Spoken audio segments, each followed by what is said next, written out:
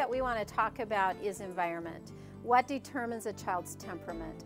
And so up here I have some influences that will affect your child's temperament. As I talked about in the different temperament traits, because my daughter went around a lot, it influenced her. So let's look at some things that will influence a child's or a person's temperament. Parents, brothers and sisters, grandparents and other relatives, teachers and caregivers, toys and activities. How could toys be an influence on a child's temperament? How could that affect a child's temperament? Toys and activities. Yes? I guess it kind of depends on the toys that you give your child, anywhere from like the Tonka trucks, like playing in the sand, or maybe just give them computer games and video games. Okay, yeah. Okay, Saul, you had a comment. Well, very similar. I assume it's if you have games like Lego, or you have games that are more artistic and painting, it will not only help the child's development, but it will strengthen that specific trait, and he will feel more comfortable. Okay.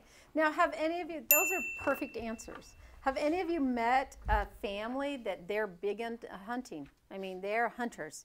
And so all their children are hunters, you know, or motorcycles, or maybe it's baseball, you know. So that trait is going to, what the parent loves is going to influence the child. And I just think it's funny when I hear kids later on as adults like, I hated that, but my parents made me do it. You know, I think, oh, really? Did they make you? But on the other hand, you know, sometimes those bonding experiences will be a good influence for our child, just being with our children. Brothers and sisters, I think we've already talked about those. Television. How is television an influence on a child's life?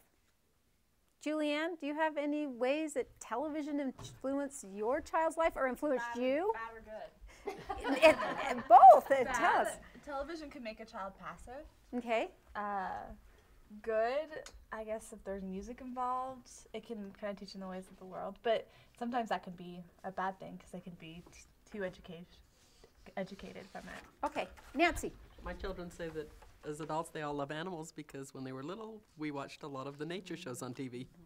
Yes, so it can have a negative or positive. One thing when we talk about television, if you have a child that has a low activity level, and you know what, you better make sure that not all they're doing is watching television. I have a child like this, and I have to constantly remind her, why don't we go do this? Why don't we go do that?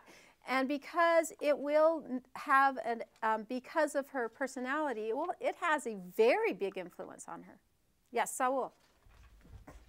In regards to television, I personally believe that television can be seen from two different aspects. It just can be seen as the end task, or a means to an end, or a ways to an end.